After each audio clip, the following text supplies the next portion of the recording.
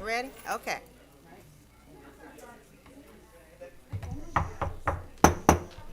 Okay, this meeting is called to order. I'm Mayor Beverly H. Burks, and this is the July 30th work session.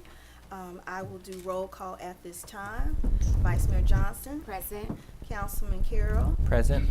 Councilwoman Bell. Present. Councilwoman Hood. Present. And Councilman Perkins. Present. And I will recognize our interim city manager, who is virtual, and that is interim city manager Tammy Sadler-Jones. And at this time, are Thank you. any updates or corrections to the agenda?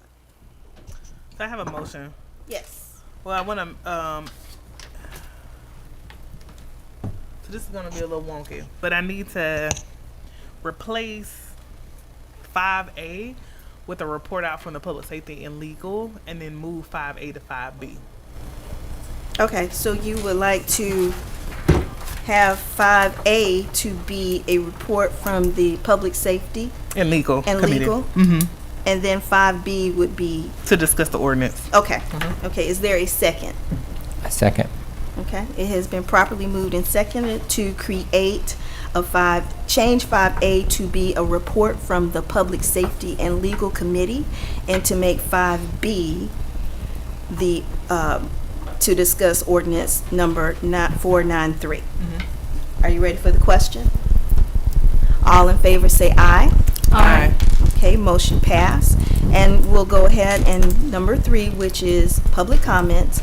Any member of the public may address questions or comments to the city council referencing only agenda items after the mayor and council have had the opportunity to discuss the agenda item. Each attendee will be allowed 3 minutes for comments. We have no presentation, and so we will move to now 5A, which is the report from the Public Safety and Legal Committee with the chair, Councilwoman Bell. Thank you. So I'm giving a report out from the Public Safety and Legal Committee meeting that was held on July 10th at 6:30 at the Clarkston Women's Club.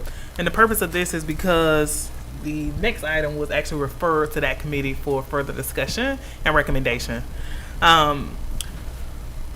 Essentially, we focused on ordinance number 493, amending Chapter 3 of the Code regarding alcoholic beverages to allow late night sales for consumptions on the premise subject to certain conditions. And so I called the meeting to order.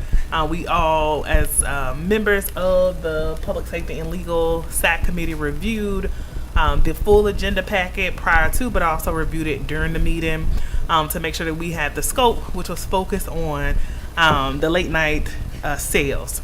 And the consensus was that members of the SAC agreed that late night ordinance should be allowed, but that there needs to be more details and specifics on designations, locations, potential phase process instead of every business based on the establishment history and the analysis of sales. Additional members discussed that the city should have a process for the best way to manage establishments that have confirmed for late night sales and hours. The committee further discussed that more information should be compiled, and that the chair consults with the city administrator and the planning and zoning director to identify the appropriate approach to handle late night sales. The committee took a vote to move on the chair working with the city administrator and planning and zoning director to identify a sufficient approach before the city council moves on an action, and the vote was a 4-0 vote. And there were no public comments at that meeting, and so the meeting adjourned promptly at 7:11 p.m. on July 10th. Okay, thank you, Councilwoman Bell.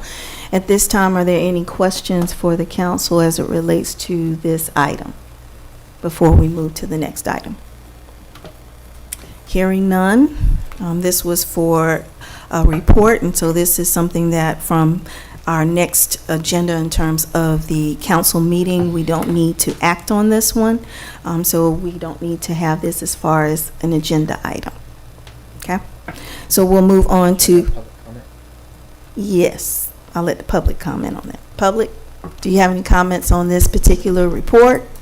Dean Moore has signed up. Okay, Dean Moore signed up. Did you sign? I think Dean Moore signed up for everything, right? I think I may have skipped one or two this time. Okay, thank you. I'm not going to go to executive session. Okay, good, thank you. I would like to know, this committee, how many people were there, who was there, and who were the outside specialists or the experts that appeared before the committee, as committee meetings are, to bring forth information for the public. What information was brought forth and who was it brought by? Can you tell me that? So in your agenda packet, it indicates the notes from the meeting. And so the present members were Brian Medford, Sean Waters, Mark Perkins, and myself as the chair. And we have another committee member that was not present. And then if you look also in the notes as far as public comments, there's nobody that spoke from the public, and there were no one from the public in attendance. And there was no specialist there, which is why the recommendation for the council was to move forward to get more insight from the city administrator and planning and zoning before we move forward. Okay, well, I hope that in the other meetings moving forward, that you do invite people in, say Mothers Against Drunk Driving, people that have a stake in the community, in the greater community, and understand the aspects of late-night liquor sales, an expert in that sense. And I expect all committees to bring people forth to inform us as the public as to what the current thinking may be or what the experts may have to enlighten us with. Thank you. Thank you. Do we have anyone else? Just so for the record, we are talking about the report from the Public Safety and Legal Committee. Do we have anyone else? Do we have anyone else? Do we have anyone online? With no one else, we will close this agenda item and now move to 5B, which is to discuss ordinance number 493, amending Chapter 3 of the Code regarding alcoholic beverages to allow late night sales for consumption on the premises subject to certain conditions. And that was originally brought forward by former Councilman Yasu, and it was seconded by Councilwoman Bell. And so from talking about this item, I'll let Councilwoman Bell address it. Well, this is an item that we've discussed and delayed and deferred for quite some time now, but essentially this is about our late night sales ordinance, Chapter 3 of the Code regarding alcoholic beverages to allow late night sales for consumption on the premises subject to the conditions. And so essentially this is about citywide making a decision if we're going to have allowable usage, because as folks know here, because we've talked about this agnostically, that there were some changes in provisions in regards to the hours, and the hours were actually reduced. And so this was brought before, as the mayor mentioned by a previous Councilmember Iyasu, in regards to figuring out if the hours would go back into play as it relates to the original ordinance. What else would you like? That's it. So with that, part of it in terms of deferring this to the July 30th meeting was to have the committee to meet, public safety and legal, and that's, I think you had 2 meetings since that time. And with that, there needs to be additional time for, I guess, the conditions that you talked about.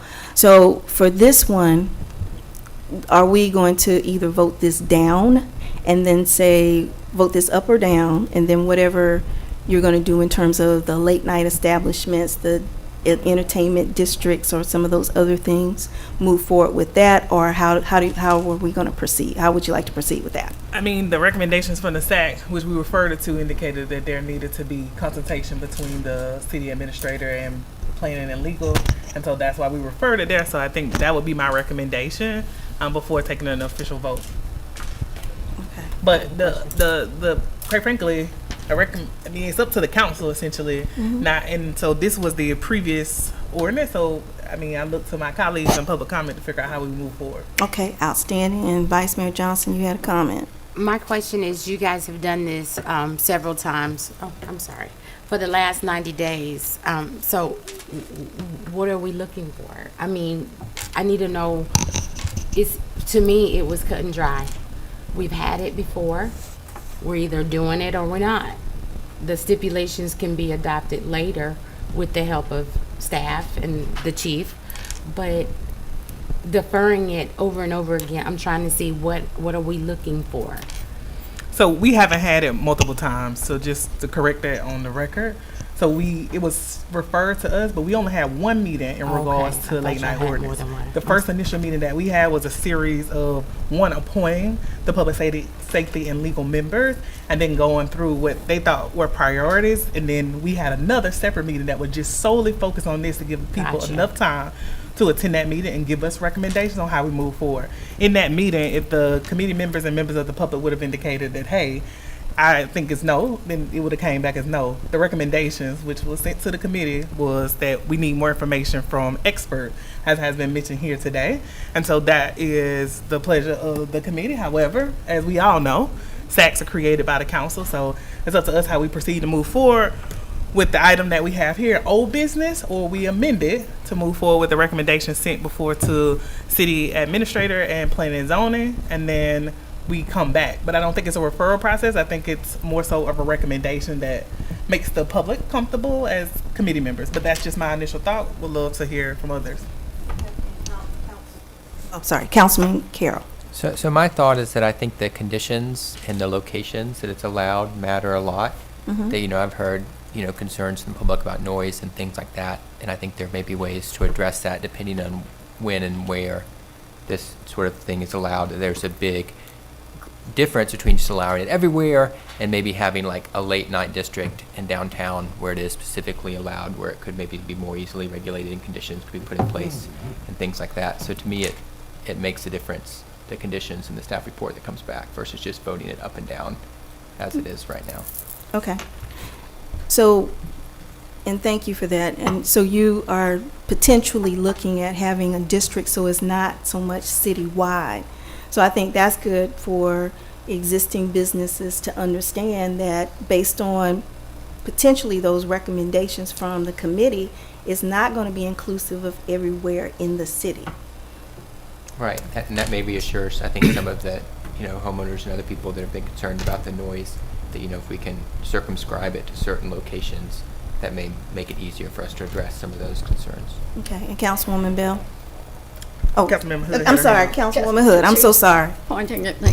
Yes, it Sorry. seems to me that the best approach to this is to, in my opinion, vote down what the changes that would extend to the whole city, which this agenda speaks to go ahead and vote it down with the understanding that this issue will come back in a different form, as has been discussed here, with the districts and the additional requirements and the process and all of that. I think that's a cleaner way to do it, because I think we're not, at least I am not prepared to vote on this with the idea that conditions could be added later. I think we should just stop at this point, vote this down, in my opinion, and start anew. It's already underway, and then the committee can come back with the full-blown proposal of how we're going to deal with this issue in the city as a whole. Some areas are okay, some areas aren't. You have to do this, you have to do that, etc. Rather than have this just hanging out there. Okay. And I'll yield to the city attorney about that in terms of what you're hearing from an approach. Yeah, I think I've heard that there's at least some interest on the council in taking action, whatever it may be, rather than deferring. And I actually, I agree with what Council Member Hood just expressed as far as a reasonable approach. This has been on the agenda a few times, so, putting it to a vote would certainly be appropriate, and that in no way forecloses a future vote on the same or a different but similar ordinance. Okay. All right, council, any other comments? Yes, Councilman Perkins? Yeah, I mean, that sounds good to me. I think there's been some confusion with the public as well in terms of, okay, wait a second, is this going to pass? What's going on? And so I think it would help to kind of create closure on that so that when it does come back with updates, and we have a good foundation, I do want to publicly thank our staff for putting together a presentation that they sent to us a while back, just answering some of, mostly my questions on, hey, is this something that could even work? If so, what would that look like, and do we even have the capacity to do it? Trying to create a little more definition around it. I think we could take some of that foundation, incorporate it into what the committee is doing as well, and come up with something so that the public really clearly knows what we're discussing, why we're discussing it, and what the boundaries are around it. So I think that's a good plan of action. Okay. Any other comments from the council? Nope. Okay, now we're going to the public. So at this time, anyone who would like to speak on this item, please come. And who do we have first? Ms. Tamika Mitchell. There's no one signed up. There's no one, okay. We'll let the public, so Mr. Dean, former Councilman Dean Moore, come up.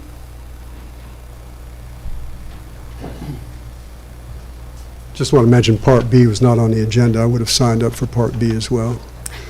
I agree. I think you're doing the right thing. Go ahead and vote this up or down, and then proceed to a new strategy. I like the idea of a district set up somewhere within the city. It'd be more beneficial to us, I think, if we worked on expanding the borders of the city through annexation and give us more options for things like that. I'm not sure that this would be an attractive feature for people outside the city to want to be annexed into the city for making choices that they may not agree with. And I think that we as Clarkstonians and council should consider the future and how we do plan on doing annexation. It needs to be attractive to the people outside the city to get them to vote to be a part of the city. And I think we need to put our best face forward and show that we know what we're doing in other areas such as property management. Thank you. Thank you. And Mr. Jimmy? All right, thank you. I'm Jimmy from Pond Sport Lounge, and I've been asking the city of Clarkston to extend hours because of our business is suffering, and we're not really doing anything as far as going well. We have the hours right now, and we are if we seen it for going forward. It's kind of very hard and look for foreclosure, and the owners, the place is here too, so we have to lay off more than 15 employees. We're waiting, and we just look for a resolution from the council and from the mayor. So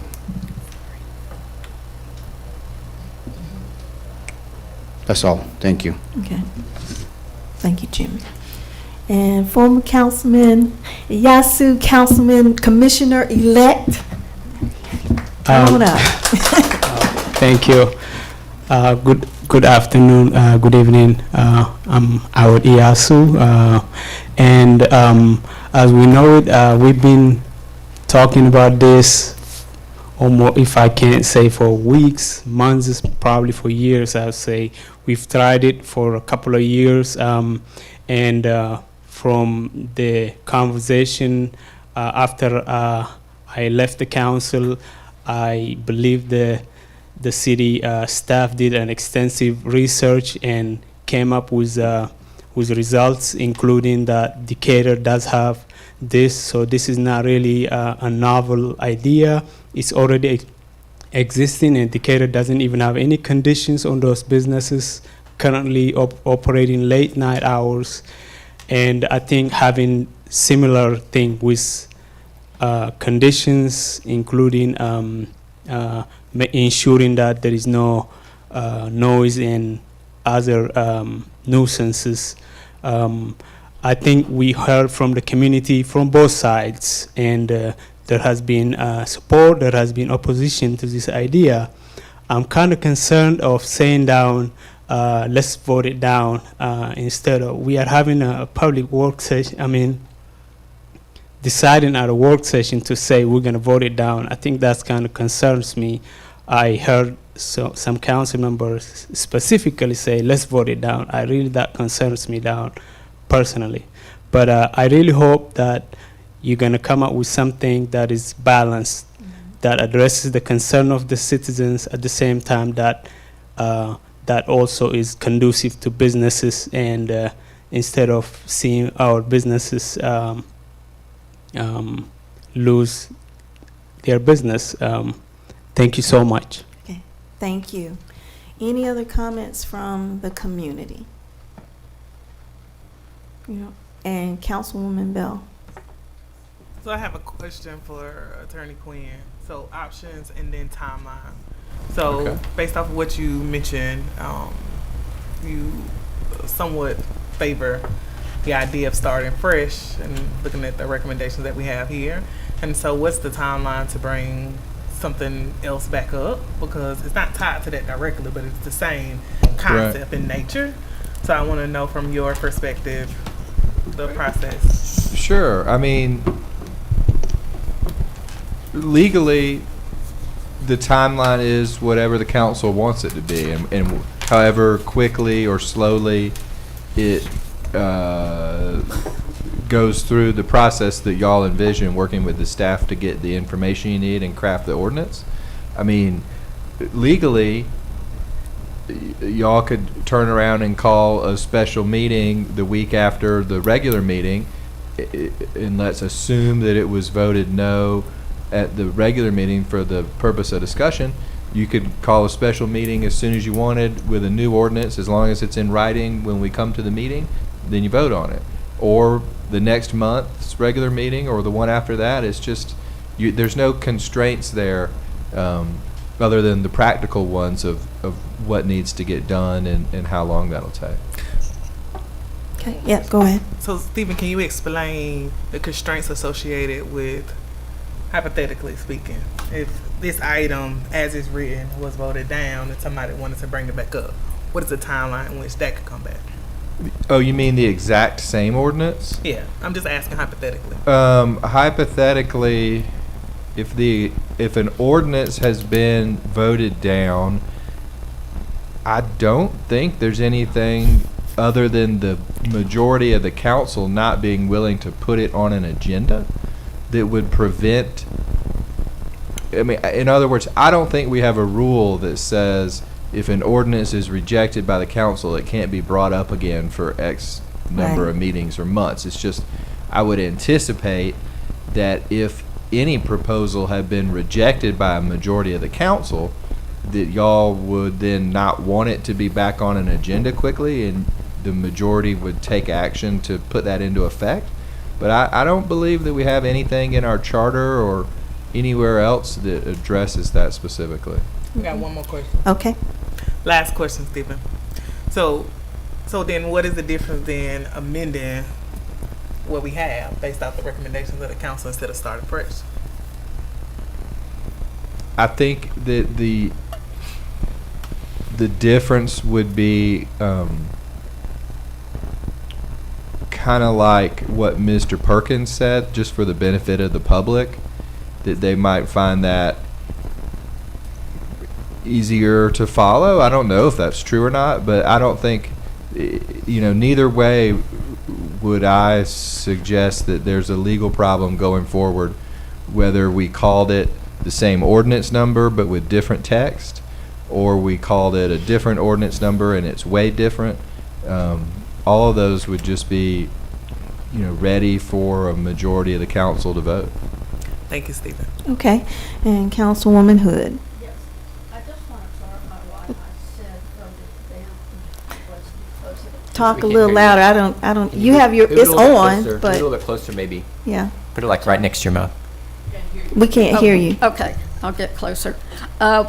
Was because this ordinance that's in front of us is going to come back in a different manner, is my understanding. And again, so if we take this off the table by voting it down with the knowledge that we're coming back with something that is more fully developed.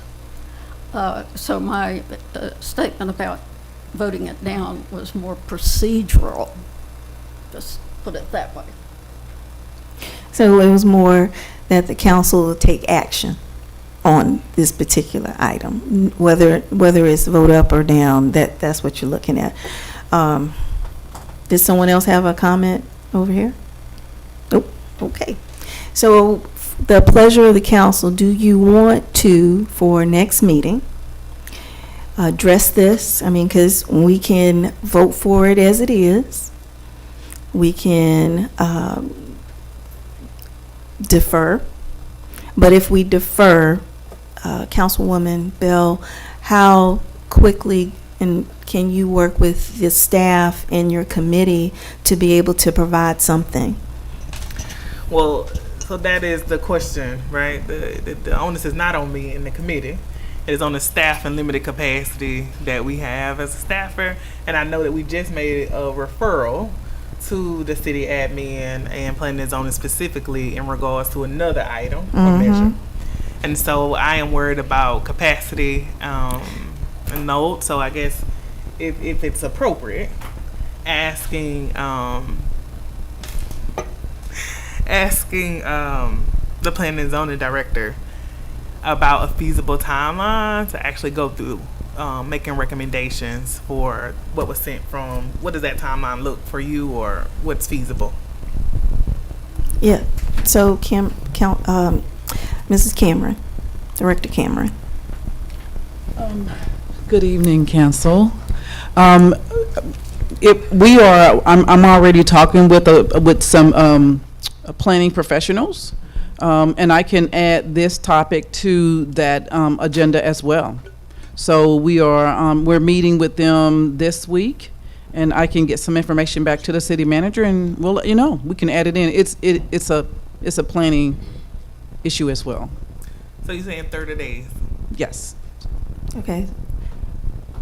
But you probably need, it'll take longer than that because you have to, 30 days for you, then your committee has to meet. And so then in between that time. So I'm just bringing the timeline as far as. Yes, okay. It will be, because meeting with the different companies, we're going to have to bring information where we are at this point. So it'll be at least 30 days. If I may, Madam Mayor, Yes. at the end of that, we also have to take the policy recommendations of all these contributors that we talked about and turn it into an ordinance. We move faster than that on other things. So 30 days of having a meeting, we can have a meeting right after we consult with them, and I'll draft the ordinance with you within less than a week.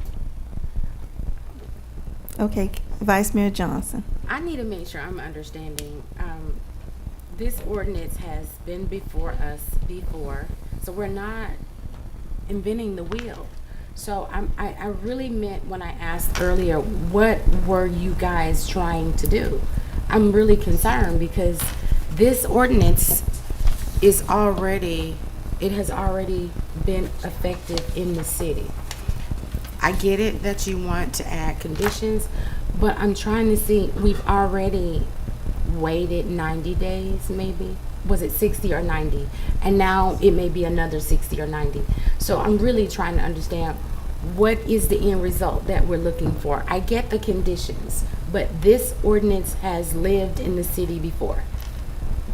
And it has been amended in the same city before. And I can get be done it. so again.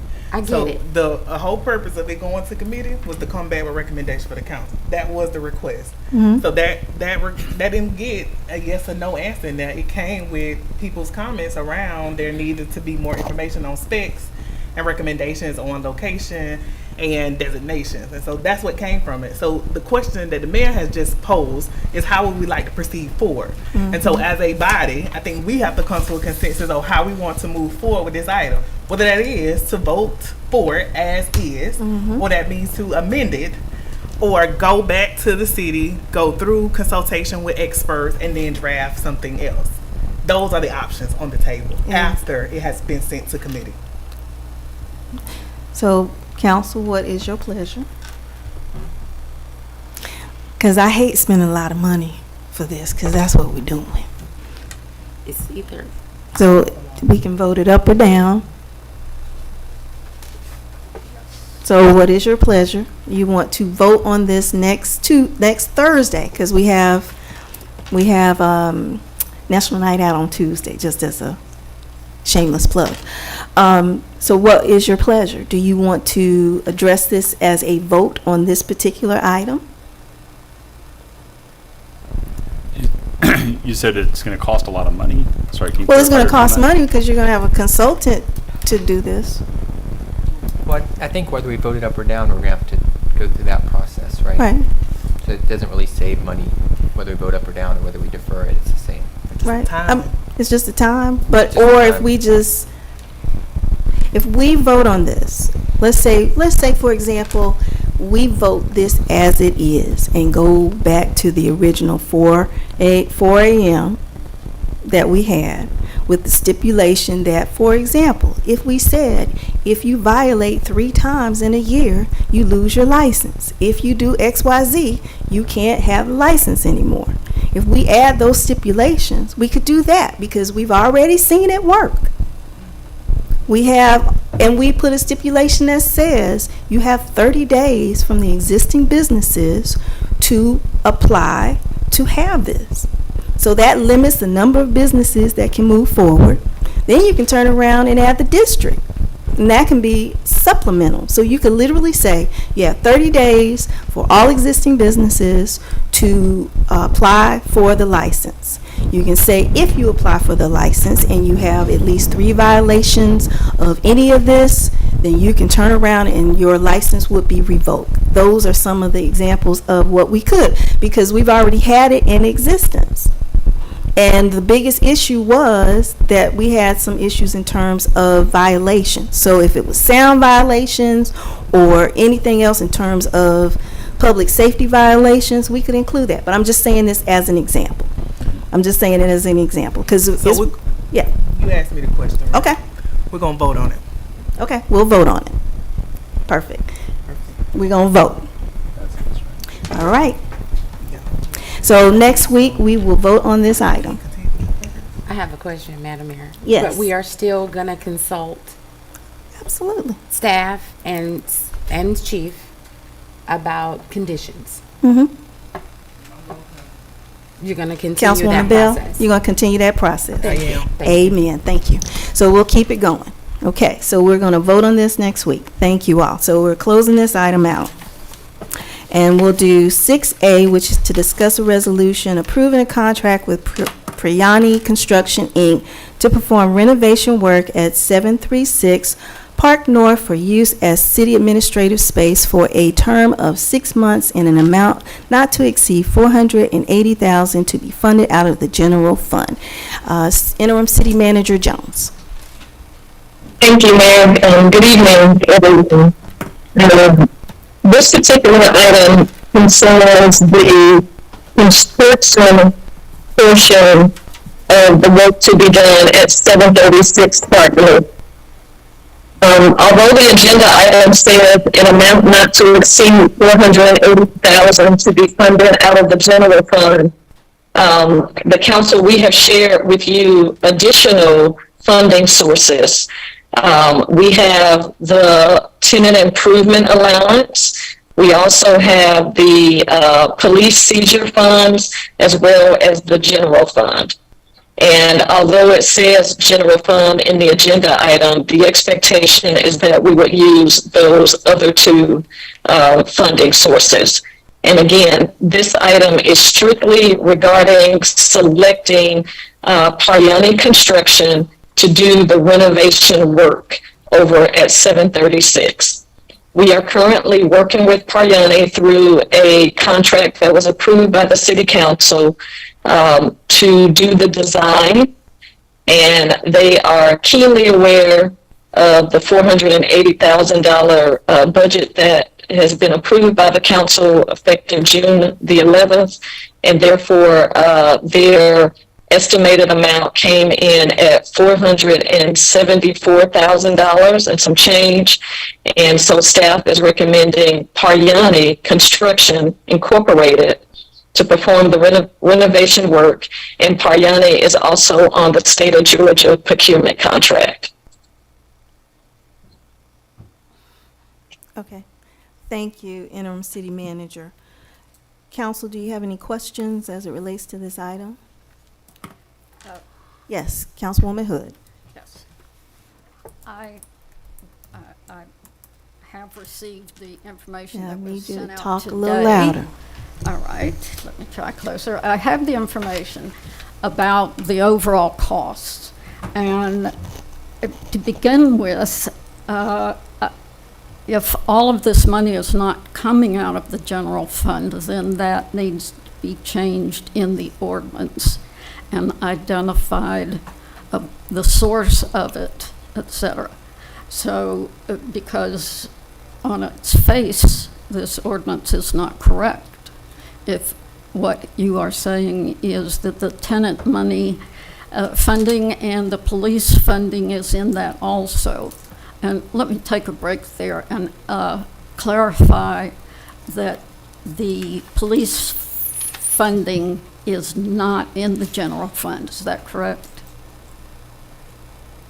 That's correct. It's and Mr. Devino can clarify that that's a separate police seizure fund. So that we can just make that distinction. But I have a couple questions about the overall budget, because this only relates to Paryani.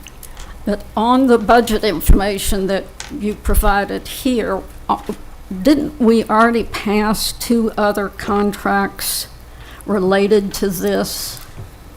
So, and I'm gonna let the city manager just address that, but for discussion purposes, we want to make sure we stick to the contract, but address the fact that there may be some discrepancies that need to be updated with the overall budget. Right. Okay. And that this gets back to the total funding, because if we've already approved other contracts that would have been out of the general fund, then is that money in the 480,000, or is that in addition to the 480,000? And that question is to the city manager. That's in addition to the 480,000. The 480,000 was approved on June the 11th strictly for the construction portion of the project. Okay. So, thank you. And what about the audio visual for council and the courts? Is that in the 480,000, or is it another line item? And would it be in the general fund as well? Yes, ma'am. That's also expected to be in the general fund, and we have not determined yet what that's going to be. As a matter of fact, we just opened the bids, I believe day before yesterday, if I'm not mistaken, for the audio visual services, but we're still working on that, but we have not determined what that's going to be as of yet. Again, we're still working on that part of it, because we had to wait until the bids came back. And that's not Paryani, and it's not in the 480,000. No, ma'am, that's separate. Is just the construction. Okay. Okay, perfect. All right, anything else? Any other discussion? Is any discussion from the public? Anyone? Yes.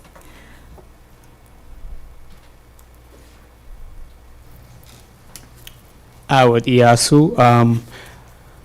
I totally agree with the idea of, how limited space we have in our current city hall.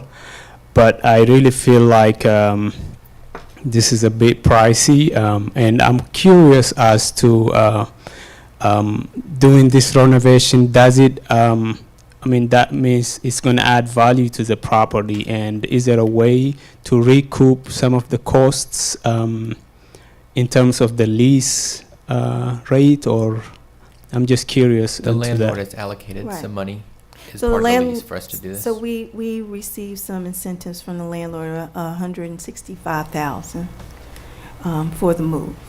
Okay, thank you. That was what I was gonna ask, but I'm still feel like it's very costly. But I'm really hoping that there is gonna be a way that we're gonna be able to get this money, because this is taxpayers' money is coming out of general fund. So, yeah, thank you. Thank you. Any other comments?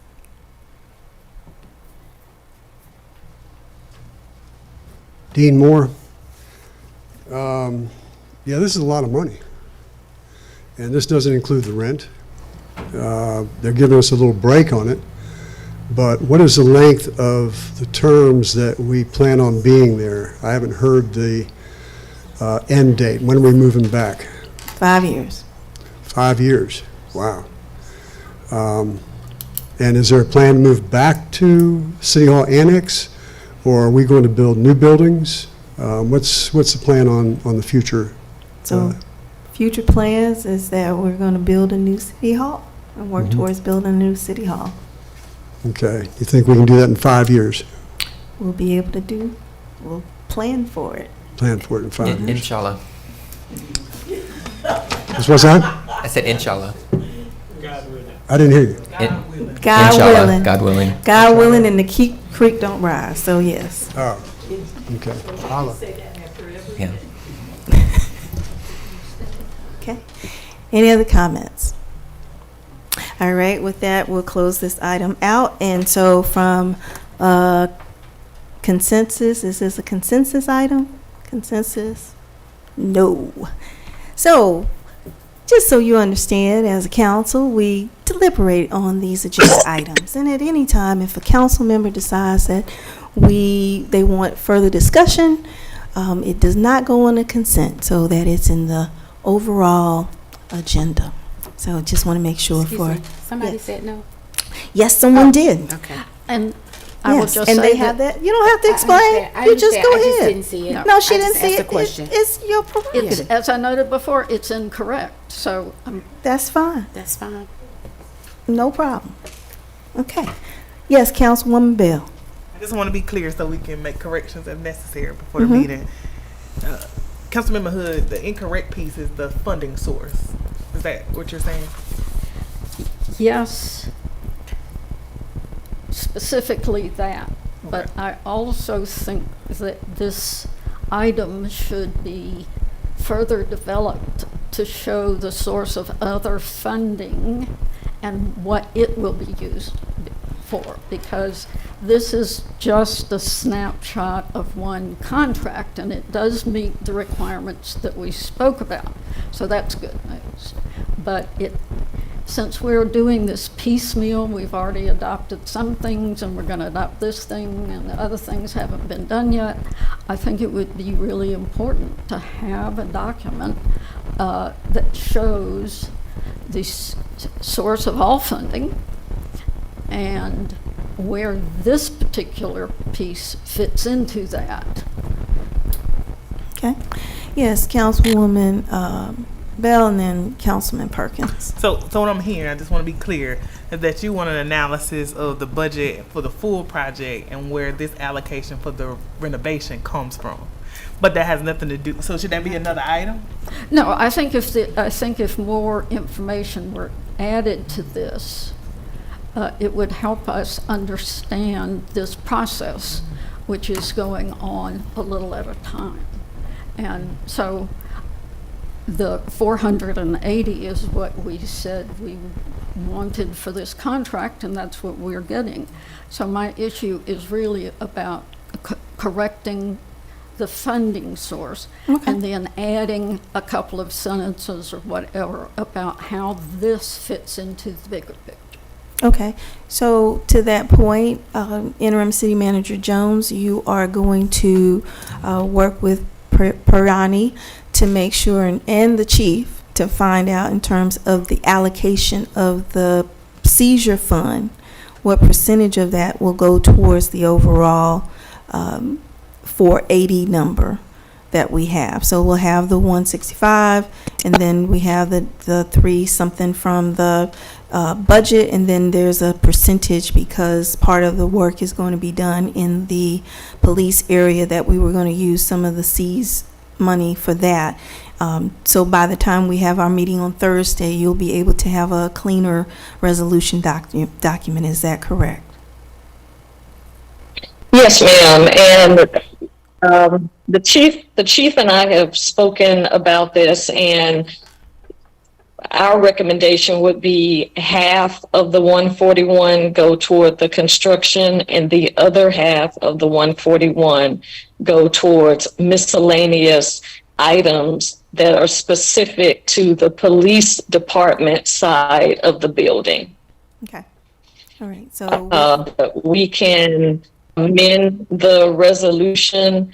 That's not a problem for us to do that. And I would encourage the council, if you guys have any questions about anything, please, reach out to me, before the meeting, preferably, and I'll be glad to try to address it as best as I can. But that is not an issue for us to make the correction to identify the funding sources. okay. Thank you, and Councilman Perkins. I think my question was answered. I just wanted clarity on that. Will that satisfy your questions, Councilwoman Hood? Okay, so your issue was more, again, with the specific resolution that didn't outline, hey, how much of this is coming from the tenant, Right. whatever it was. Gotcha. Okay. I think it's important to show where this fits, this particular thing, within the overall project budget Gotcha. and Okay. project sources of funding. Okay. Councilwoman Bell. This last thing I'm gonna say. Yes. I just think that may confuse folks in regards if we do full budget and not focus on the contract at hand, which we're gonna take the vote on. That's just my 2 cents. I ain't gonna say nothing else. Okay, thank you. So for the sake of the agenda item that we're addressing will be the contract that we have with Paryani and the amount of not to exceed $480,000. All the additional information that was brought up will be addressed directly with the interim city manager to make the updates and corrections to the overall budget. Okay? All right? Thank you. So with that, that's on the regular agenda. So we're going to move to the next one, which is 6B, to discuss a resolution awarding a contract to the most responsive and responsible bidder, Southern Demolition LLC, for the demolition of the 2-story house at 40 Oaks Nature Preserve in the amount of $39,750 to be funded out of SPLOST 2. And so with that, Interim City Manager. Yes, thank you, Mayor. Our procurement consultant, Will Moody, was going to present this, but I can't see Mr. Moody online, and I'm not sure he's physically in the building. So, Yes, he's ready to talk. Way better. is he? I'm here. Okay, thank you. All right, thank you, Will. Can you just give an overall about the procurement process for this particular item? Thank you. Pardon that delay. So we had a full bid process with a pre-bid meeting held at 40 acres. Larry was present. Marcus and Michael were also present. We entertained 6 participants at the pre-bid meeting for the demolition. We did put language in there that they would notify the residents if this is awarded to make sure they know that demolition project will take place at the location. It would be a wet demo, so they would keep it under control. So this was the most responsive. You'll probably see a note for a point of clarification. We wanted to make sure everyone that submitted out of these 3 gave us the proper information and details, and all 3 would finish it within the 45 days that we gave them. Okay. Are there any questions from the council at this time?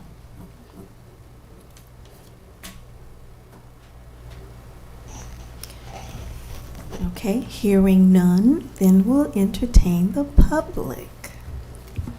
Dean Moore.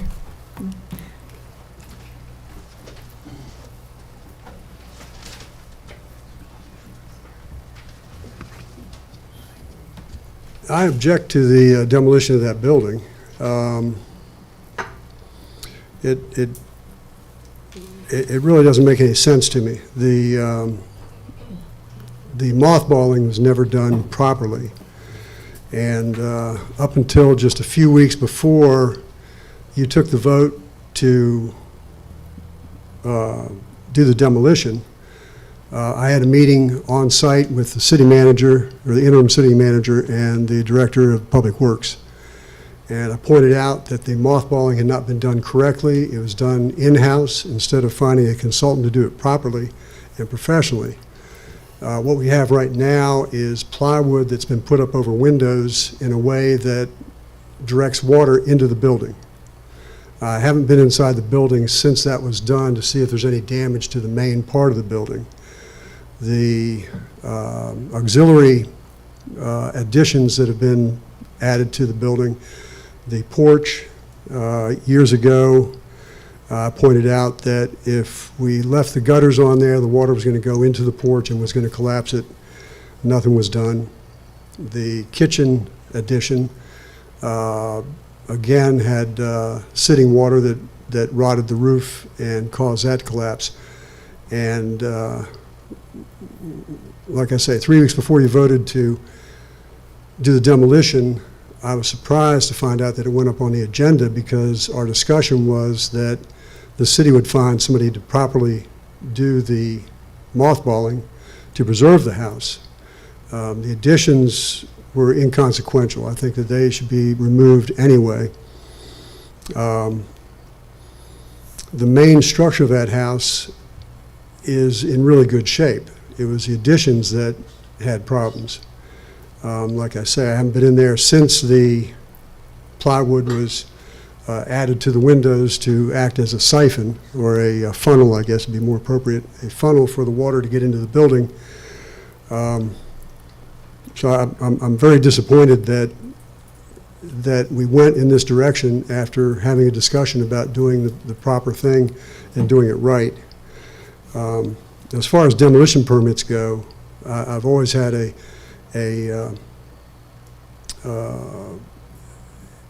belief that it would be best for the city to have an ordinance that says that in order to get a demolition permit, you must have an approved plan for what's going to go back. So we're moving forward on a demolition of a historic building that goes back over a century. It was actually a house for one of our first four mayors, or fourth mayor, I think it was. And I think it can be salvaged anyway and turned into a visitor center. We've had it before for an outward bound group. Global Growers has been in there with things. We need a Parks and Recreation Department. There's other things that can be done with that house that if we would just nurture it and take care of it, then we can continue with it. Okay. So I don't think it's too late. Thank you. Awad Yasu. In a way, I feel personally responsible as a former council member seeing this historic building going to end up being demolished. I think I totally agree with what former council member Moore said. I really wish we even at least know what we are demolishing. I don't think we even know its value, or I don't know if this was done. There were some recommendations that were done by the council back in June 2023. But I'm really saddened to see this came to this conclusion. And I'm personally still against demolition this building. Thank you.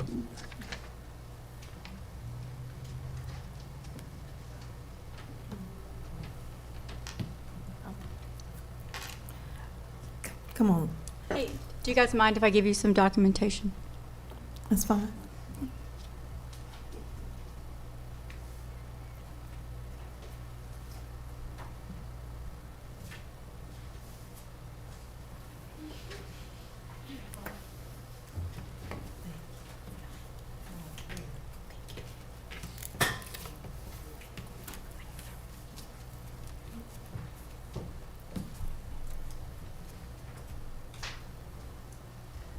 Good evening, Lisa Williams, Poplar Drive. I'm a member of the Environmental and Transportation Committee, and I just wanted to, I guess, try to figure out why the recommendations that were approved by the council in June 2023 were not realized. I cannot count how many times I've followed up with the city, old management, new management, brought folks up to speed, sent gentle reminders, handed in-person hard copies, and we got little response. So I just, I'm not sure I understand why the 7 things that were approved in June 2023 didn't happen.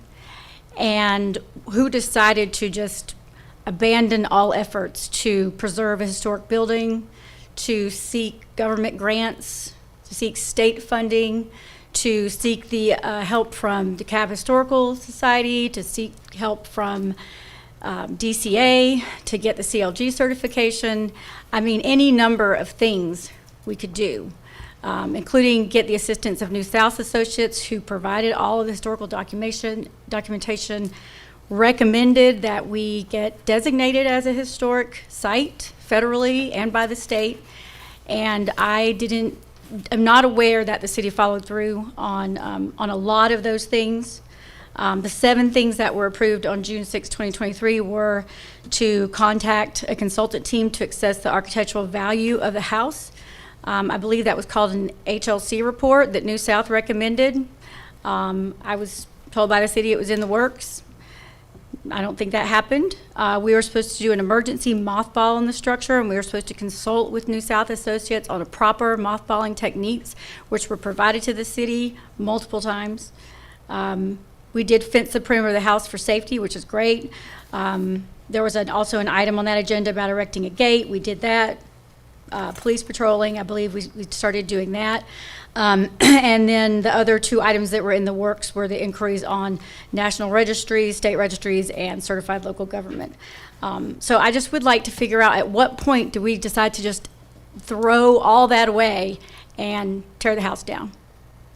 Thank you. Thank you. Any other comments? Ashton Walker. She covered a lot of what I was going to say. But I would like to know what outside experts have recommended demolition. Every report that I'm seeing, be it Sizemore United, New South, we have records in the DeKalb History Center citing that as a historic building. All of them are going so far as even saying the National Register. So why are we not looking for this funding? Why are we not doing these things? And, that's the frustration that the HPC has, is we're trying to get the local certification, but this is council should be doing this. A historic society can do that, and we're always happy to help with that, but this is not necessarily our ball. This is what could be done with more staff, more excitement. This is, Thank you. Okay. So, yes, Councilwoman Hood. Yes, I decided to hold my comments until after we heard from the citizens. My understanding is that when we were allocating SPLOST funds, the repairs, maintenance, whatever, of the house was among all of the other things. And I actually voted not to fund this. And I was wrong. I did not recall all of the things that had been done, that had been requested, that we had approached, that we had voted on the previous year. All I knew was that nothing had happened. And then it was pointed out to me that nothing did happen despite efforts on the part of members of the committee to have those things done. And so at this point, I believe that we need to go back to what we agreed to in the previous year. There's no rush to tear this house down. We can hold off on making any final decision about that house, because once it's gone, it's gone. And I think we need a good faith effort. I think we need to go back to the decisions that we made at that time and move forward with approaching how we could maintain the house. And there are grants, but we have to get, as this says, certified in certain areas. And I would much rather see us do that and leave our options open. But one of the first things that would need to be done is to do the mothballing according to how experts say it should be done, because otherwise it's just going to continue to deteriorate. So that is my position. I lost track of what the proposal was and what the decision was of this body when we got to the SPLOST discussion. And as I say, had I to vote on that again, I would not have voted in favor of taking that off as one of the projects. And my proposal would be that we defer this item until we can pick a certain number of months if we care to, and do what we said we were going to do to begin with. Thank you. All right, thank you. And Councilman Carroll. So I don't have an issue with deferring it. I think part of the concern is that we've been talking about these grants for a long time and nothing has happened. And the council has asked for this, I think, several times. 2023 is not the only time, and nothing has happened. So my impression was kind of that, it's just going to sit there and deteriorate and the grants weren't going to come. But if the grants actually are existing as an option, I'd want to know, why has it not been realized in the last, 5 years we've been talking about it, and what can we do differently in a fixed period of time to make those grants a reality? Because the reality is if we don't start the renovation process, it's just going to keep on getting worse. Even professionally mothballed, the wood is rotting, there's mold, there's a lot of other issues that haven't been talked about here. So I would be okay with holding it off and maybe setting a fixed timeline for when we can actually see if these grants are a possibility that can be done if we realistically can renovate the building. Well, so, thank you for that. I want Mr. Kaiser to come up, please. Because one of the big things that came, and part of why we had that discussion was the actual condition. Mm-hmm. So, take it away. Yes, and I'm sorry. Councilwoman Bell? Can I say one thing before Mr. Kaiser go? So I don't want the public to think that we made this decision blindly. There were videos and photos of the institution in which we're referring to right now, and I also want you to know that the committee provided recommendations to us, and then we went out and got an expert to do a high level of assessments, and those assessments indicated around the feasibility of us actually moving forward with keeping the building, and also if it was based off the cost analysis, even something that we could do throughout, and if it was something that was feasible. But Mr. Kaiser can lean into the level of detail that was provided to us, and we had several meetings on this. That wasn't a one-off meeting on this of us getting to this point, but Mr. Kaiser can elaborate. I wish I had my work session agenda memo in front of me, and I don't. So I'm going to go back through memory. So 2022, I believe, 21 or 22, City Council approved of an architectural firm to come in, Sizemore Group, to take a look at what could be done to renovate the house. So they provided a very nice report of what that would entail. If you read through the report, it talks about a lot of significant issues with that building, both all the additions that have occurred, 2 or 3 additions. The original was 1901, then you had the 1950s edition, 1960s edition, 1980s edition, and so that was part of the report. Then, during that entire process, we hired United Consulting to come in and provide us with 2 reports. One that talked about lead, one that talked about mold, one that talked about asbestos on the entire building, both in the insulation, the exterior of the building, in the crawl space under the building, the entire structure. So that report was also there. Then I had, I'm just going through memory here, then I had my chief building inspector, Michael Nyer, provide a overall cost to renovate that house, to bring it up to a certain condition.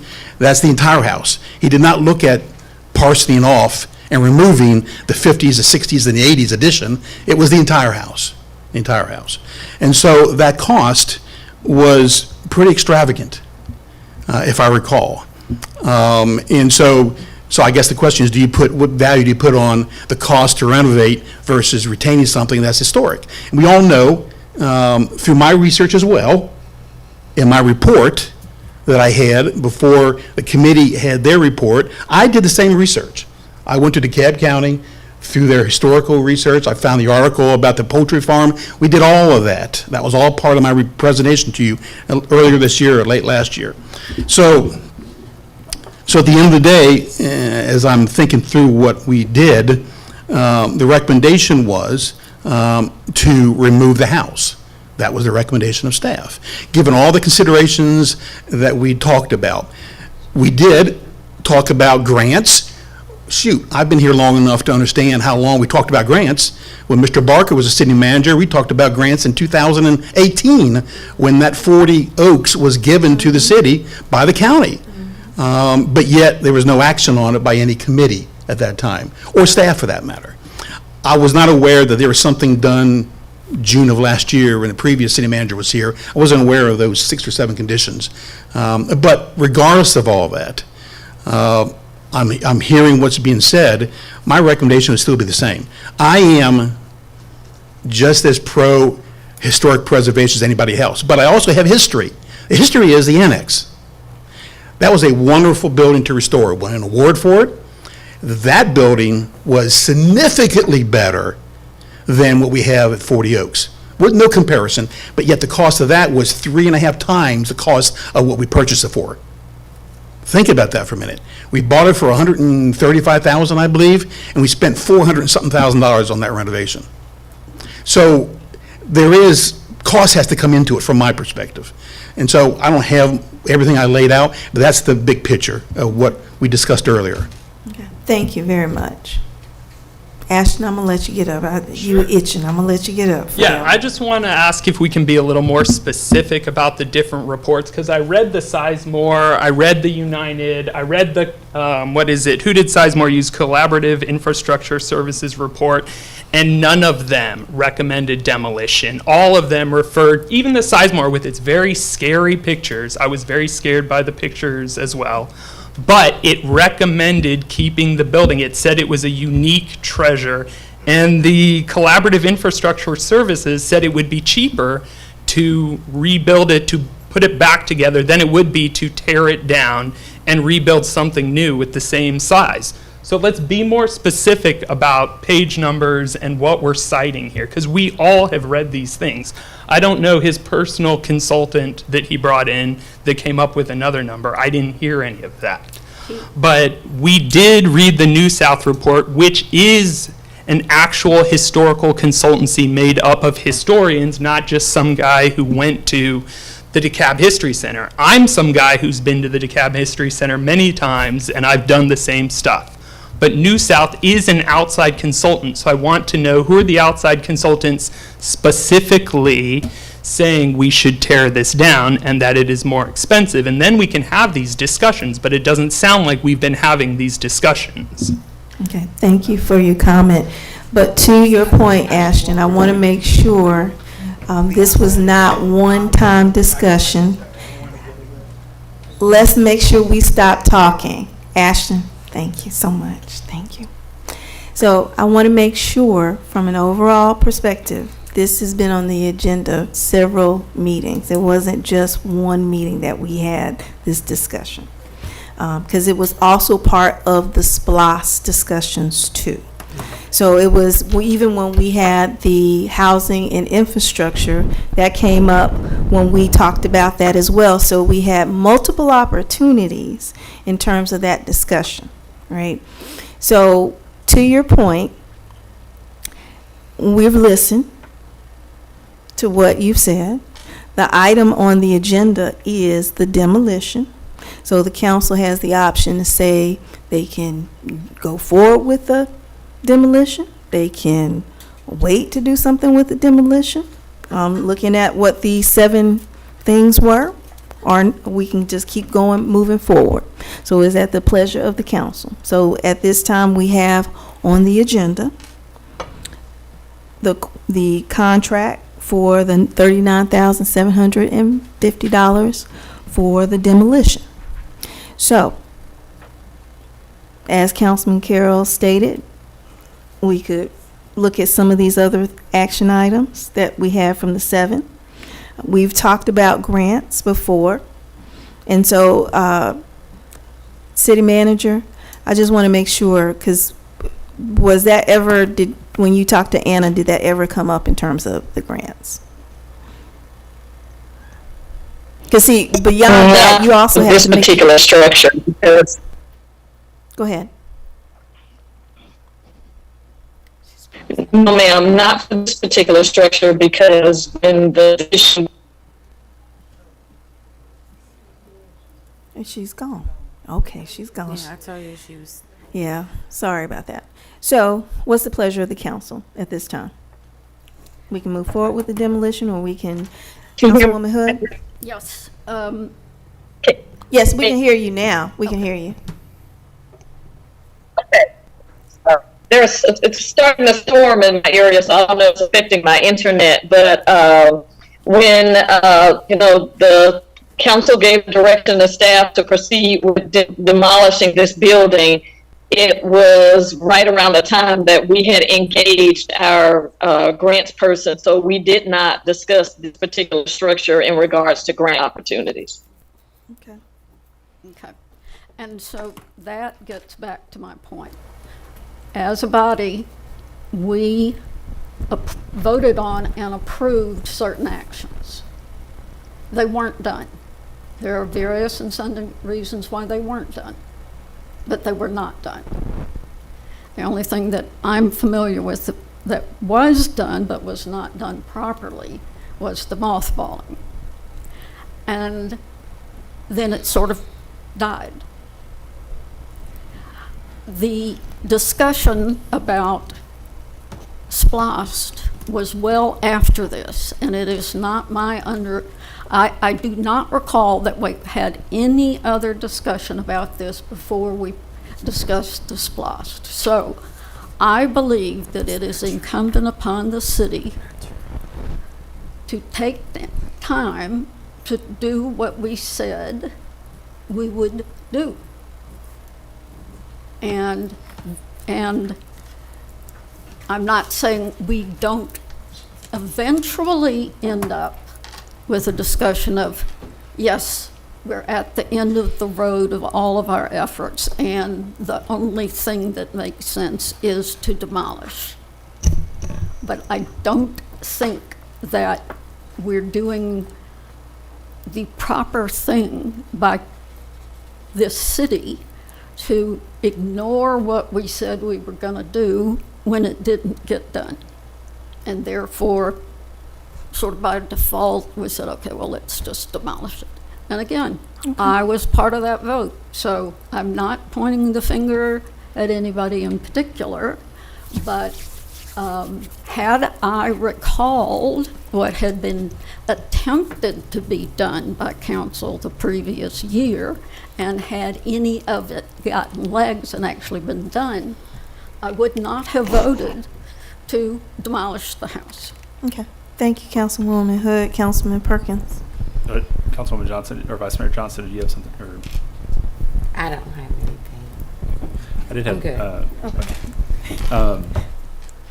Mr. Quinn, I'm not sure exactly who this question would direct to, but since you're a legal expert, I think it'd be you. Are there any ramifications of us postponing? We already have a bid out. We're Right. looking at a contract. Yes, and I'm glad you called on me.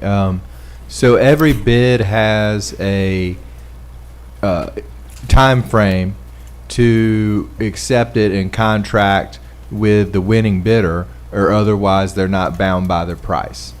And I'm not so intimately familiar with this one. Maybe Will can tell us. But It's just depending on which one it is. I believe we have 60 days to make an award, and they'll honor that price. If it's rejected, then we'll have to start the entire process over. Don't know where it's going from there with the current cost and everything they have to do as far as parts and materials and labor. So it's up to you how you... Okay, Councilwoman Bell? So my comment, while I understand and receive everybody's comment, there have been comments in regards to the city not moving forward with things. If you look at the item, at least I'm glad that you provided this to us, the first recommendation on this liquor recommendation says, 1, contact a consultant team to assess the architectural value of the 40 Oaks farmhouse. That, not yet. So, No, I was no, just she thanking didn't you. say your I name. didn't She say your just, name. that's okay. She just pointed that out. So with that, that's exactly what the city moved forward with doing. Mr. Kaiser gave us a full presentation, even numbers on the value. That was number 1.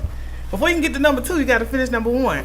At that point, it was provided to us as a... We had multiple meetings. We had it in SPLOS.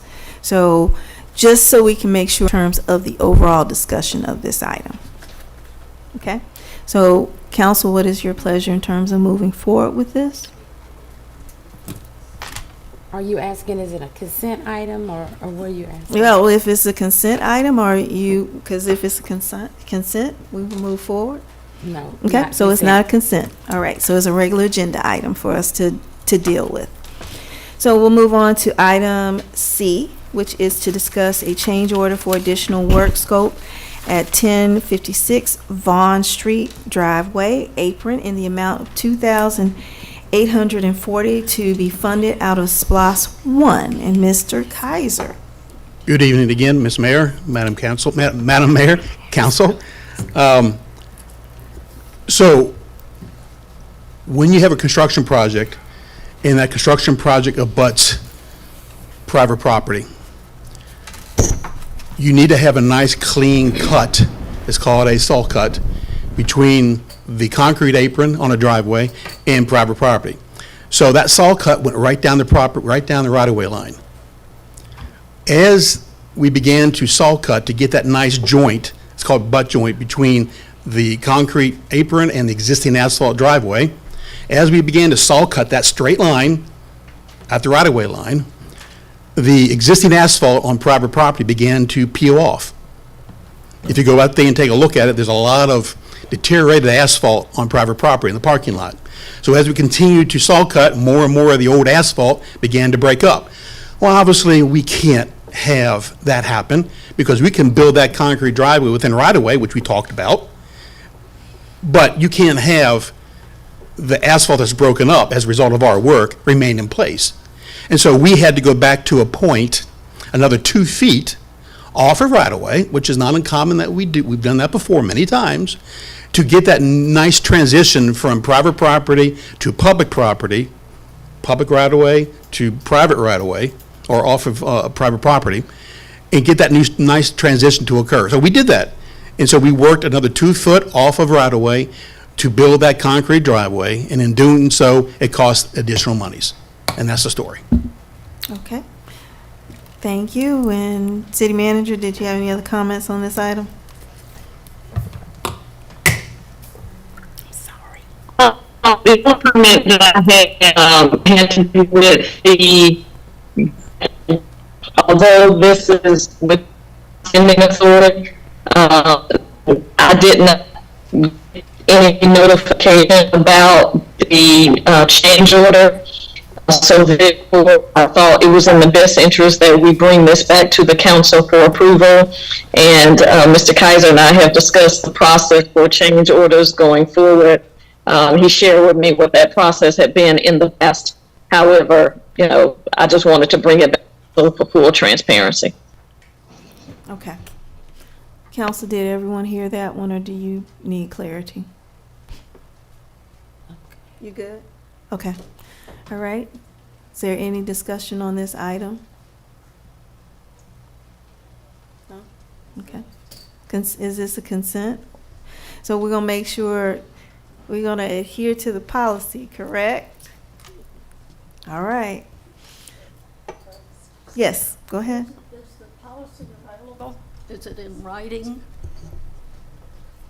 Is the policy relative to change orders, is that discussion that y'all had, is that in writing about how that change orders will be handled?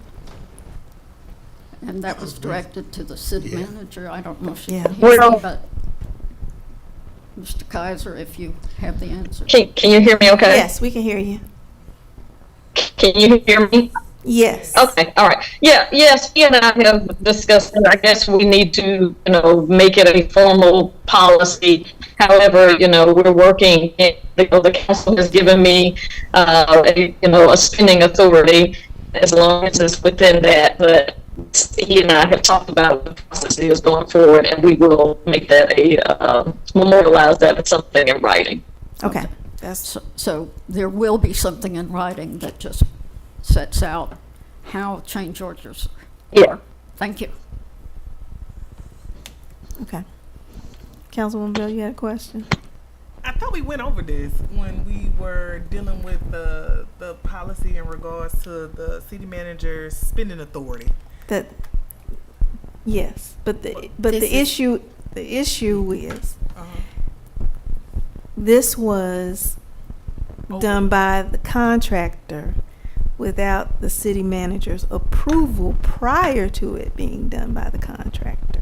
So she has the authority. She just wanted to bring this to our attention so that it's clean as far as how we're dealing. She had the authority to approve it, right, but the work was done before she actually approved it. So for clarity, the policy is not for the city manager and her spending authority. It is for the contractors that we have. And if there are change orders, that she gets the approval and review first before work is conducted. Correct. So for any vendor or contractor who is doing work for the city, they have to have approval from the city manager prior to anything in terms of the actual execution of that work. Right. Sure. Mr. Kaiser, is it safe to say that if they're in the middle of a project, if you had to stop that project that day, would there have been some potential delays or This has happened so many times on construction projects. I would say hundreds in the city over the last 13 years. I understand the city manager's position. I get it. So what will happen, what can easily happen, is that the contractor tells my inspector, or my inspector's out there, or he may not be out there at the time, that we get a phone call saying, you know what, we got problems here. We don't know what's going to cost, but it'll be a change order. It'll be more than the contract amount. And then my role is to tell the city manager, hey, it may be 1,000 and maybe 2,000 and maybe 3,000. We're not quite sure yet, but we can't stop work. And so that is what I need to do on a more regular basis. I've done it in the past. This one just slipped by. Okay, so we won't let it slip. Thank you. Okay, any other questions? Okay, is this one consent? Consent, okay. Yes, consent. And then we'll have public comments. Any public comments? Dean Moore.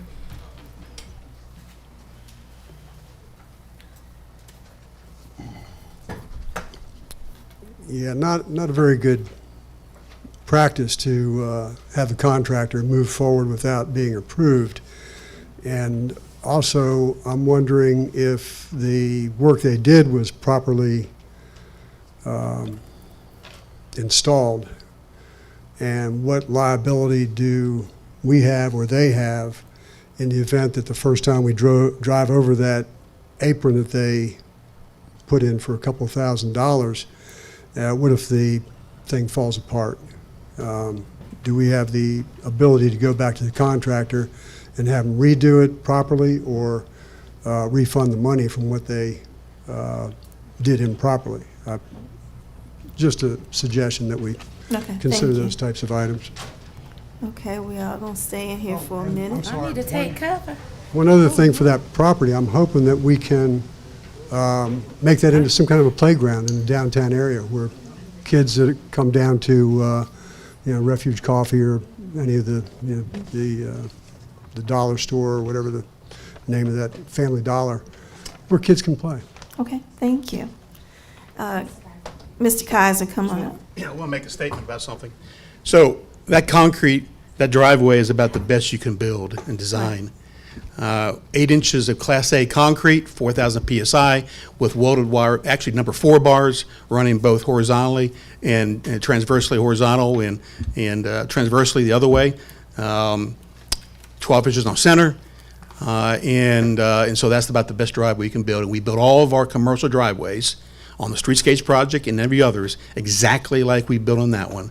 And that's not going away anytime soon. Okay, thank you very much. So this is on consent, and we'll proceed with D to discuss the final Greenway Trail Plan presentation and implementation of Phase 1. Mr. Kaiser, you should just stayed up there. So we are at the point of having a completed report, provided we don't have a lot of comments from council and the mayor before next Tuesday. But if we do, that's fine. That's fine. Oh, Thursday. Sorry, Thursday. So there are 2 elements of the presentation tonight. First of all, Miss City Manager, Interim City Manager Tammy Jones asked me to be sure that it's less time-wise to make the presentation tonight than the first time. So we've shortened it by about 10 minutes, okay? And so Sarah McCulley with Perkins & Will do that presentation. But there's 2 parts of the presentation tonight. First is Sarah's. The second part is implementation. So this is a project, this is a planning study, most probably, in my opinion, the best we've ever done in terms of public outreach and planning and engineering and design and moving forward. But the second part is implementation. We have SPOS monies for Phase 1, engineering. We recommended what Phase 1 is, and I think everybody here knows what that Phase 1 is. It's the low-hanging fruit.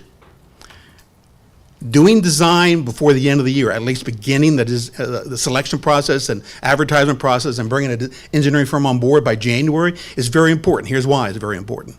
Because we need to be in the same cycle for grants again in the fall of 2025. We will be far enough along with the engineering to have a good estimate of construction, probable estimate of construction cost by the engineering firm by the fall. We'll use that number to go after a grant for construction of Phase 1.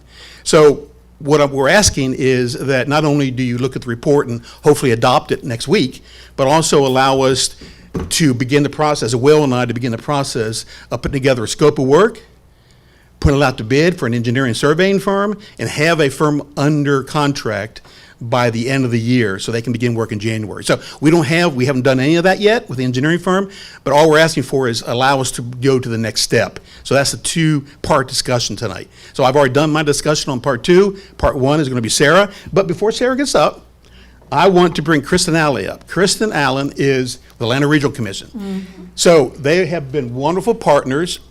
80% of the cost of the planning work was by them. She has been very involved from day one.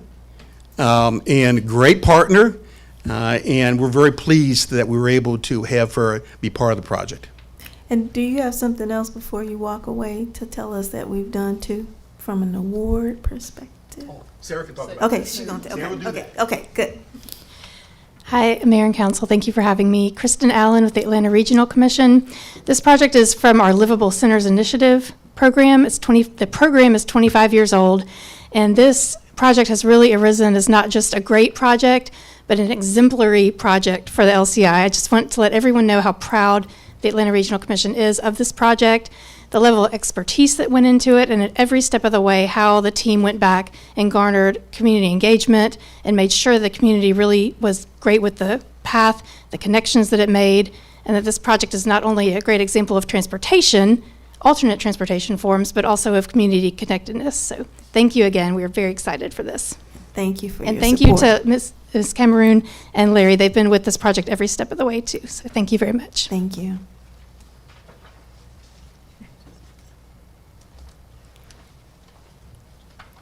Good evening, everyone. I'm Sarah McCauley, Senior Urban Designer at Perkins & Will, and we should have some slides. Oh, I can't see them. Okay, There we go. there we go. That is helpful. So eventually, they were there, and then they... He's just. Okay.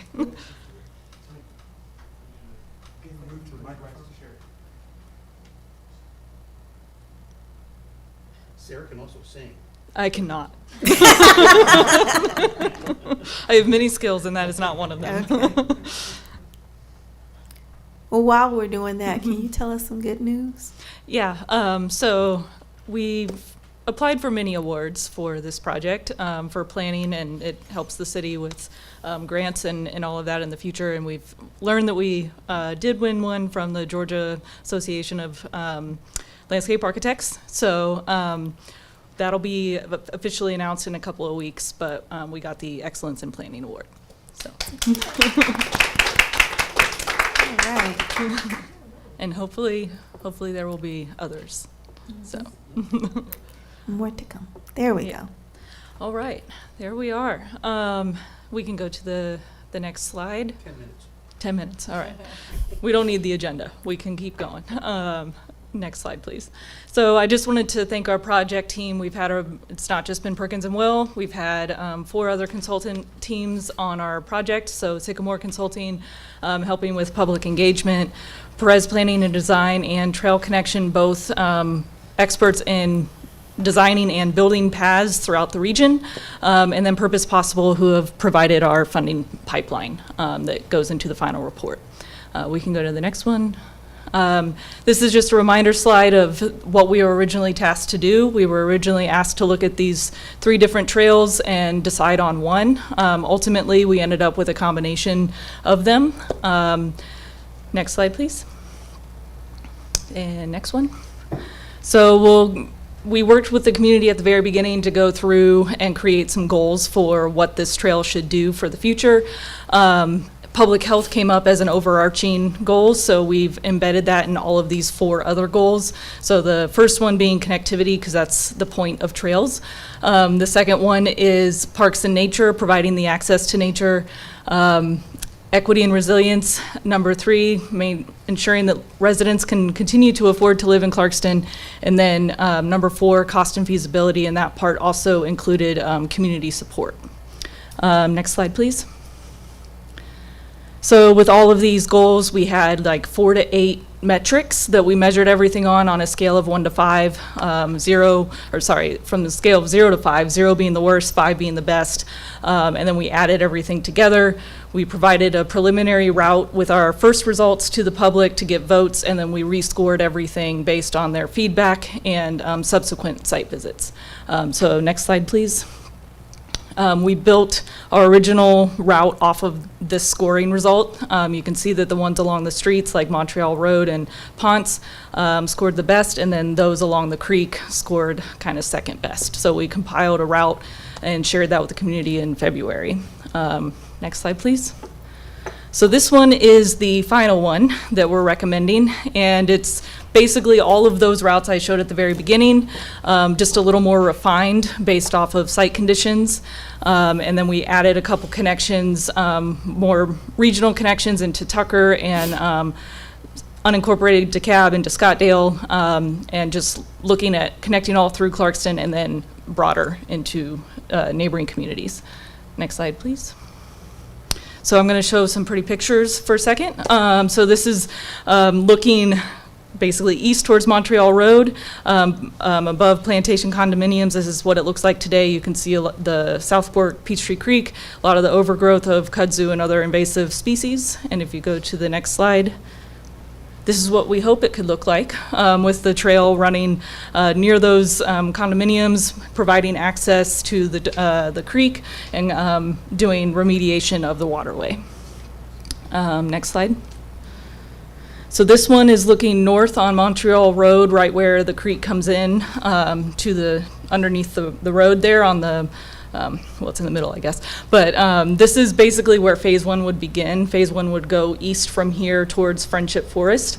And we can go to the next slide. And so this is what that could look like. Maybe this becomes a trailhead and a place where people can rest. And then with the road diet coming up on Montreal Road, they're able to connect into a safer sidewalk along Montreal Road itself. Next slide, please. So in terms of project phasing, we have 3 major phases that get the majority of it built through the center of the city. Phase 1 is creating that model section that can be used for daily needs and also getting to Friendship Forest, and it builds support for the Greenway. Phases 2 and 3 continue it northeast to Brockett Road, and then 4, 5, and 6 are more about providing secondary connections through the city and more broadly. And as Larry's mentioned, we have budget for surveying, engineering, and right-of-way for phase 1. He's also applied for congressional funding for engineering for phases 2 and 3, and then 4, 5, and 6 are farther down the road. So no funding there yet. Next slide, please. And then these are some of those future conditions that we're talking about. It will require some coordination with GDOT and Tucker and other jurisdictions, but thinking about how we can connect along Ponce de Leon into Scottsdale, on Brockett Road under Highway 78, and then potentially in GDOT right-of-way along Highway 78 on the north side of the city. Next slide, please. And then just some other recommendations. Next one, please. So equity and resilience did rise as a priority for the community, and with trails often comes economic development. So we want to ensure that from the beginning, the city is thinking about how people can continue to live in Clarkston affordably. So one overarching recommendation is to conduct a housing study that revisits the housing element in the comprehensive plan, and then also looks at other ways to ensure long-term affordability. And we've compiled a list of things that the city could explore in the report. Some of them are new initiatives, like establishing a land trust, which is pretty resource intensive, but Decatur's also done it. Consider creating an anti-displacement fund, providing small business support. And then there's existing programs, nationally at the state level for renter protections, LIHTC tax credits, and affordable housing funds. And then considering policy changes. I know the zoning ordinance has recently gone through an update, but maybe a provision for inclusionary zoning, particularly along the trail itself. Next slide, please. We also have some green space recommendations. A lot of the trail is going along the creek, and there are pockets of places where green space could be located that can be used for recreation. 2 of the recommendations we have are already owned by the city, and then the third one, which is just southwest of Montreal Road, behind Thrift Town, is not owned by the city, but it was identified in the public feedback as a potential place for green space near the creek and future trail. Next slide, please. And then in terms of getting things done, everything needs money. So finding ways to do that. One way to help open yourself for more eligibility for grants is to establish a partnership with a nonprofit. You could create a Friends of the Clarkston Greenway Trail and work with Park Pride to apply for grants. There are grants that are due in 2024. You could apply for some of those now, or you can punt that to 2025. A lot of them are recurring grants. And then we have the funding pipeline in the report, and so the grants administrator should continue to track grants. Next slide, please. So a lot of that is in our 100-day action plan, which is a requirement of LCI studies. First one is enabling phase 1, as Larry talked about, and concurrently enable some of phases 2 and 3 because a lot of the steps are the same. And then other actions are maybe starting some advancing some of the green space opportunities, exploring some of the housing opportunities, and or deciding if you want to do a housing study. Next slide, please. So this is just a reminder of what Phase 1 is. So you can see it starts off Montreal Road, right where the creek is, goes into Friendship Forest, and then runs a bit north to connect up to Wild Circle Road. It's about 3/4 of a mile, and it has spur connections into adjacent apartment communities to provide better access to Montreal Road. Because right now they would have to, weave in and out of their apartment community, come down to Ponce, and then over. So this provides a more direct connection from day one. Next slide, please. And a lot of the next two slides are just talking about some of the trail elements that we've also recommended. From a safety perspective, we heard a lot about security and lighting and access. So we're recommending that, with those spur trails to apartments, there could be PIN codes to get into and out of the apartment communities. We're recommending lighting that would be on until 11 p.m. and it would be dark sky compliant. And then making sure that there are trash receptacles along the trail and near apartment communities. Next slide. And then with wayfinding, a mix of static and digital signage to orient people and let people know where they are. And then some seating, which could be in the form of picnic tables or benches or swings. And then we also heard about community gardens and public art as opportunities. Those images aren't showing up properly, but that's okay. And next slide. So main thing we're looking for is next week we'll come to you for adoption. We have a 230-page report. It's pretty, I promise. So there's pictures, and so we're aiming for that next week.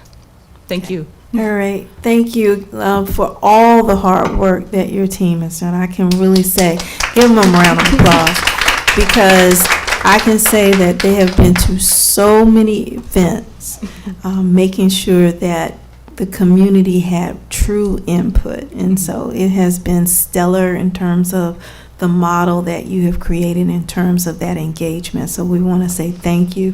And again, thank you to ARC as being a wonderful partner in this entire process, because at the end of the day, it is for the betterment of our community, as we recognize that we are a pedestrian community, and we're doing those things not only to connect our green space, but make it a walkable, marketable community as well. So thank you again. Do you have any questions for our group? Yes, Councilman Carroll. So, am I understanding correctly that we already have the funding for Phase 1? Is that right? Correct.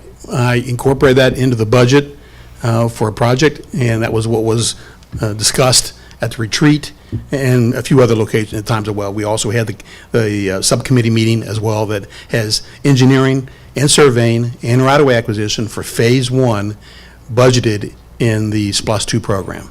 And so what's the timing for completion for Phase 1 then? Engineering, it will most probably be a 18-month period of time. Here's the reason why. It's not the design of a trail. That's easy. The hard part is the permitting that we have to do with EPD and the Corps of Engineers. So the Corps is not going to have a real concern about it, because we're not really addressing, we're not going to affect the elevation, changes in the elevation of the water flow, but we are working within the stream buffer, and we're also working on top of the DeKalb County watershed sanitary sewer line, which is permissible, but we have to deal with DeKalb County to allow that to happen. And so that process is most probably, if we only had to design the trail, Councilman, it'd be 3 months, all right, easy. But because we have all the permitting issues, it'll be about an 18-month process. But all we need is a good number, a good design, a good preliminary design, a good cost estimate, which we'll make sure we have, and then we use that for the construction grant process next fall. Okay. Any other questions? Councilwoman Bell? Well, I don't have a question, but I want to know, since ARC is here, I must make an ask. We will love your help with this permitting process, because it always takes us forever. They won't help us with that.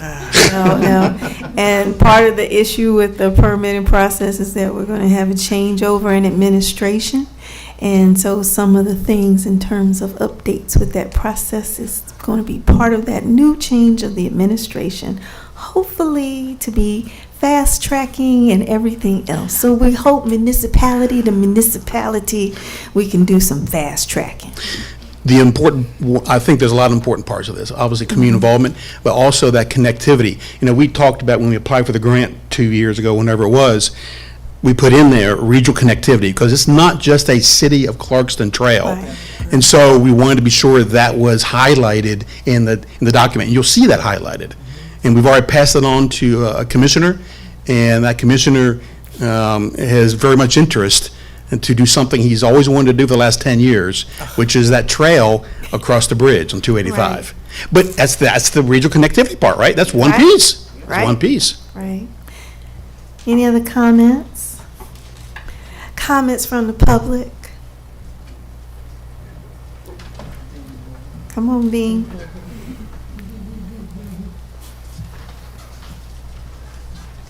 Yeah, this is great. And as far as the apartments go along Ponce de Leon, this is going to increase the quality of life for all those people. And I really want to have some good trailheads that they can advertise to their renters as a benefit to living there, to be able to access the post office in downtown without having to walk on Ponce de Leon, walk through nature. I was down there today with some people looking at the upkeep on the park. I think we really need to step up and start working on our infrastructure and keeping our parks clear of invasive species. And so that's the next step in all this, is how do we maintain this? And that's going to be the big challenge for the city, that we're already challenged with at this point. And so I'm really looking forward to this, and I hope we can continue it through to Scottdale. And really happy to see us. Oh, and I want to give a shout out to Sycamore Group. They pulled us together back in 2010 for the Active Living Initiative, the report that came out in 2012. And they also were part of the express lane on 285 and getting out the word when we had meetings about that here in the city. And here they are again with this tremendous project that pulled the city together on it. So shout out to Sycamore Group. Okay, thank you. Howard Iyasu. I first want to say, of course, thanks to ARC and all the consultants that worked on this. I think this has been probably one of the most highly engaged projects I have seen in our city in a long time. And I'm very optimistic about it. I think this might be once this is done, I really hope we have a vision of making the city and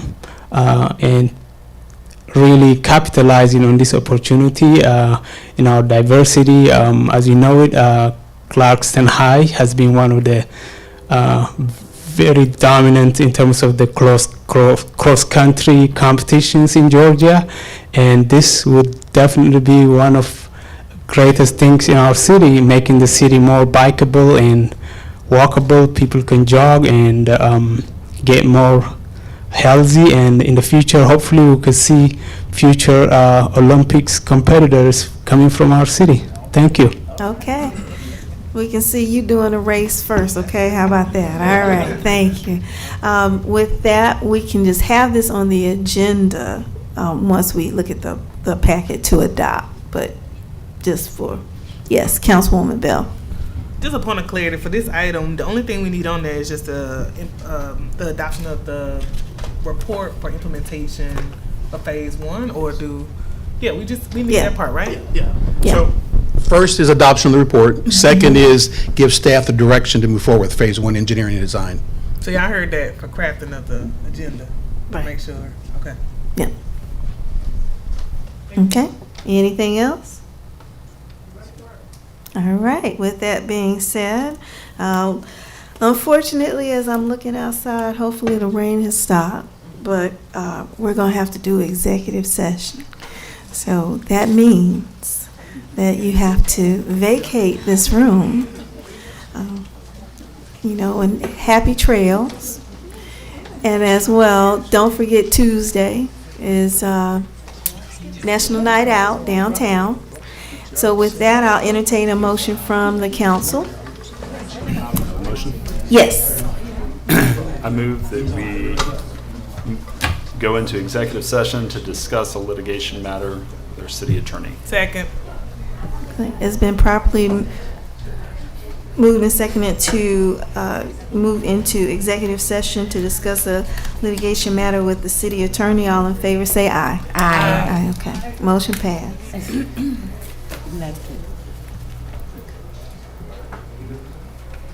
And close the door, I guess.